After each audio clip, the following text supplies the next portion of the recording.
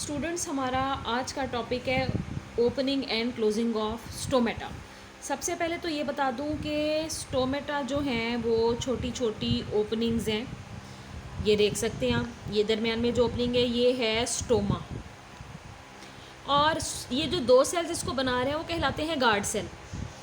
तो स्टोमा जब ढेर सारे क्यू के पौधे में पाए जाते हैं तो उनको हम फिर कह देते हैं स्टोमेटा।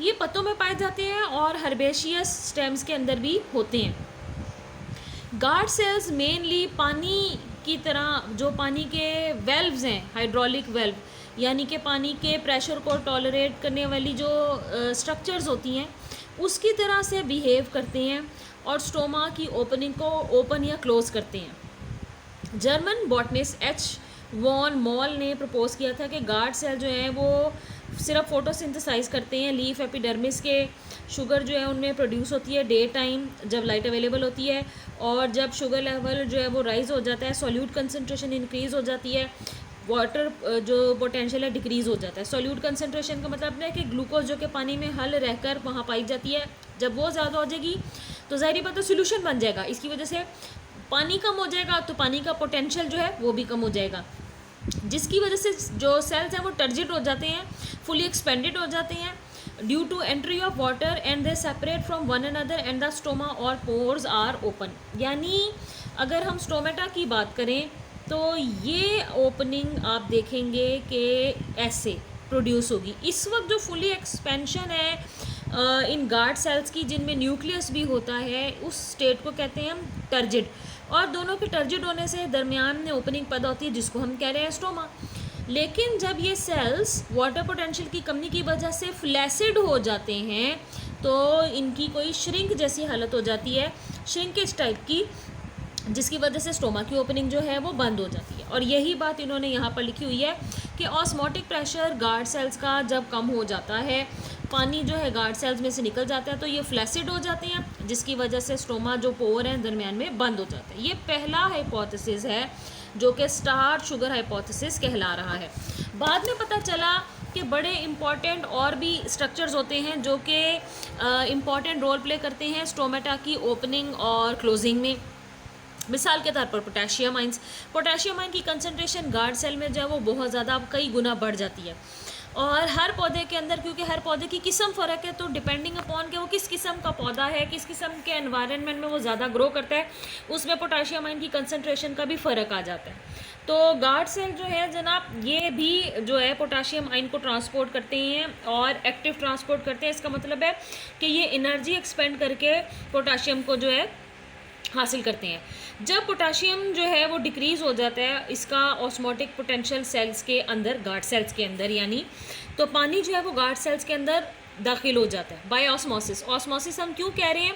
क्योंकि गार्ड सेल्स भी आम प्लांट सेल हैं, सबसे बाहर इनके भी सेल वॉल होगी, लेकिन सेल वॉल हर चीज़ को अपने अंदर से गुजरने देती है। जो चीज़ पानी को अपने अंदर से गुजरने दे रही है और दूसरे मिनरल्स और आइंस को अपने अंदर से गुजरने दे रही है, यानी चेक रख रही है कि किसको अंदर आना है, वो है सेल मेम्ब्रेन।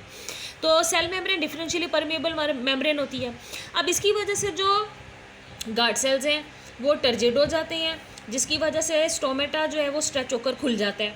और इसी सारे प्रोसेस में होने वाले वाक़यात को अगर हम उलट कर दें, यहाँ लिखा हुआ है रिवर्स, तो फिर क्या होगा कि जनाब स्टोमेटा जो है वो बंद हो जाएगा। अब उसमें क्या होगा? पैसिव जो है वो डिफ्यूजन होगी। एक्टिव ट्रांसपोर्ट हमेशा तब होती है जब एनर्जी एक्सपेंड करके हम किसी चीज़ को हासिल करते हैं कंसंट्रेशन ग्रेडियंट के अगेंस्ट जाके, मिकदार के फ़र्क के अगेंस्ट जाके।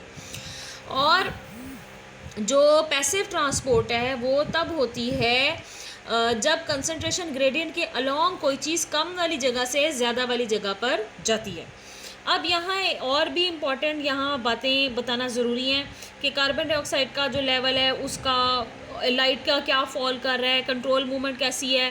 ज़ाहिरी बात है कि स्टोमेटा जो है वो रात को ज़रा ज़्यादा ओपन होते हैं ताकि वो गैसियस एक्सचेंज कर सकें और गैसेस को जो है उनका इखराज जो है वो स्टोमेटा और एयर स्पेसिस के साथ हो सके, जो खाली जगह एयर स्पेसिस होती हैं पत्तों में।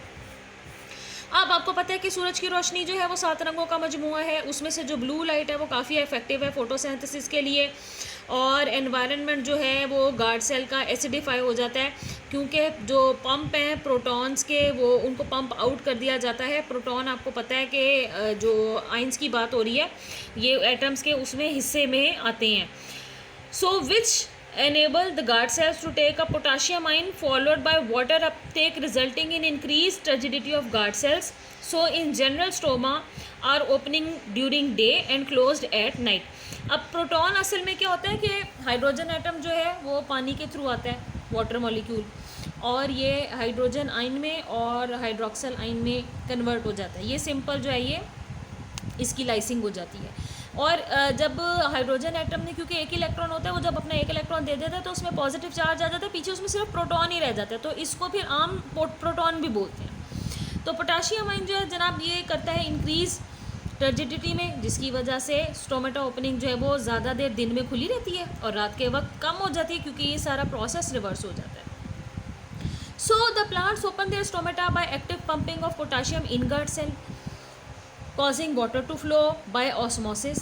पोटाशियम आयन को एक्टिव ट्रांसपोर्ट के ज़रिए गार्ड सेल्स हासिल करेंगे और पानी को हासिल करेंगे सिंपल ऑस्मोसिस के थ्रू। गार्ड सेल्स टर्जिड हो जाएंगे, जिसकी वजह से दरमियान में सुराख खुल जाएगा।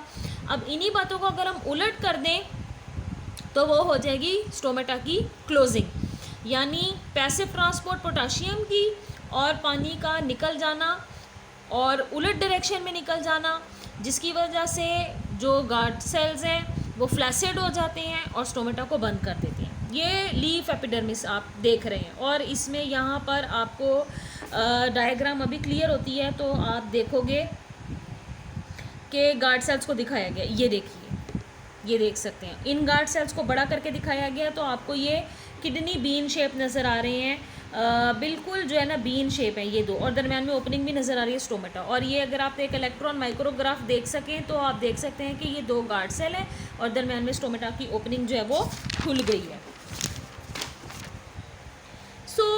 हमने बात की स्टोमेटा की ओपनिंग की और क्लोजिंग की। उसके बाद हम बात करेंगे कि जी ट्रांसपायरेशन के जो फैक्टर्स हैं वो कौन कौन से हैं। ट्रांसपायरेशन है पौधे के पत्तों से बुखारात का उड़ना, या स्टेम में भी बाज़ दफ़ा जो एयर स्पेसेस और स्टोमेट होती हैं उनसे भी बुखारात वगैरह का जो है वो उड़ना। तो उससे क्या होता है कि पौधे के अंदर पानी का पुल अच्छा रहता है, पानी को अब्जॉर्ब करता रहता है, हवा में भी नमी शामिल होती रहती है, और ट्रांसपायरेशन से कूलिंग इफ़ेक्ट जो है वो पैदा होता है। अब ट्रांसपायरेशन जो है वो किन चीज़ों पर डिपेंड करती है। लाइट, ज़्यादा लाइट होगी तो ट्रांसपायरेशन ज़्यादा होगी। कार्बन डाइऑक्साइड की कंसनट्रेशन, विंड, हवा जितनी चल रही है, तेज़ चल रही है, तो जो बुखारात पौधे के पत्तों से रिलीज़ हो रहे हैं वो डिस्पर्स हो जाएंगे, जगह खाली हो जाएगी और ट्रांसपायरेशन होगी। गर्मी ज़्यादा है तो पानी बुखारात बनकर तेज़ी से जो है वो बनेगा, तो इसका मतलब है कि टेम्परेचर बढ़ाने से अब यही सूरत हाल है। ह्यूमिडिटी अगर ज़्यादा है, यानी हवा में पहले ही पानी की मिकदार बहुत ज़्यादा है, वाटर वेपर्स, वेपर प्रेशर बहुत ज़्यादा है, तो जब पहले ही नमी होगी तो डिफ्यूजन कम होगी, पानी कम बुखारात बन के उड़ेगा, तो इसका मतलब है कि ट्रांसपायरेशन कम हो जाएगी। अवेलेबिलिटी ऑफ सॉइल वाटर, यानी कि पौधे को पानी मिल भी रहा है या नहीं, अगर नहीं मिल रहा तो वो ट्रांसपायर कैसे करेगा, वो तो खुद मुरझा जाएगा। और अगर पानी वाफिर मिकदार में मिल रहा है तो फिर ज़ाहिरी बात है कि अच्छी ट्रांसपायरेशन होगी। अब इसमें जो कार्बन डाइऑक्साइड का रोल है इसको मैं थोड़ा आपके साथ यहाँ से डिस्कस करना चाहूँगी। Low carbon dioxide concentration such as those that occurs during the day when photosynthesis exceeds respiration and stimulates the active transport of potassium ion into the cell। जब फोटोसिंथेसिस हो रही होती है दिन के वक्त में तो कार्बन डाइऑक्साइड बहुत ज़्यादा अब्जॉर्ब हो रही होती है, उससे होता क्या है कि पौधा एक्टिव ट्रांसपोर्ट करते हैं, एनर्जी एक्सपेंड करके पोटाशियम आयन को हासिल करता है गार्ड सेल्स के अंदर। और जनाब फिर क्या होगा कि स्टोमेटा खुल जाएंगे, और जनाब कार्बन डाइऑक्साइड भी जो है वो जब रेस्पायर भी कर रहा होगा तो ये भी रिलीज़ हो जाएगी पौधे के मीज़ोफिल सेल से। तो रात के वक्त क्योंकि सेलुलर रेस्पिरेशन बढ़ जाती है और फोटोसिंथेसिस जो है उसका डार्क रिएक्शन हो रहा था, जो कि लाइट पर डिपेंडेंट नहीं है, जो कि लाइट पर डिपेंडेंट नहीं है, तो होता क्या है कि this hurts the inward transport of potassium. जैसे जैसे फोटोसिंथेसिस जो है वो बढ़ रही है, कार्बन डाइऑक्साइड के लेवल्स उतने ज़्यादा इस्तेमाल हो रहे हैं, और फिर the transport of potassium and of water allowing the guard cell to become flaccid and stomata close. तो उसकी वजह से क्या होगा, पोटाशियम आयन सेल्स के अंदर चले जाएंगे, गार्ड सेल्स के अंदर, पानी भी गार्ड सेल्स के अंदर चला जाएगा। जो टर्जिडिटी थी वो गार्ड सेल्स की वो लूज़ हो जाएगी, सेल्स फ्लैसिड हो जाएंगे और स्टोमेटा क्लोज हो जाएगा। और इसी तरह यही बातें जो ह्यूमिडिटी से रिलेटेड है, विंड से रिलेटेड है, अवेलेबिलिटी ऑफ सॉइल से रिलेटेड है, ये भी इसी तरह बयान कर रही है कि ट्रांसपायरेशन जो है वो कब ज़्यादा होगी। अगर हवा खुश्क है, उसमें नमी की कमी है, तो ज़ाहिर बात है ट्रांसपायरेशन ज़्यादा होगी, क्योंकि पानी को उसमें से बुखारात बनकर उड़ने के लिए ज़्यादा जगह मिल रही है। और विंड ज़्यादा चल रही है तब भी जो पानी है वो तेज़ी से वेपर बनकर डिस्पर्स हो रहा है, मुंतशिर हो रहा है, जगह काफ़ी है तो ज़्यादा ट्रांसपायरेशन होगी। इसी तरह अगर ज़्यादा पानी अवेलेबल है तो ट्रांसपायरेशन अच्छी मिकदार में होगी, अच्छी लेवल पर होगी, क्योंकि पौधा मुसलसल पानी को अब्जॉर्ब करता रहता है। और इसी बात को अगर हम उलट कर लें, यानी कि पानी कम मिल रहा है तो पौधा वैसे ही मुरझाने लगेगा, इस वजह से ट्रांसपायरेशन कम हो जाएगी।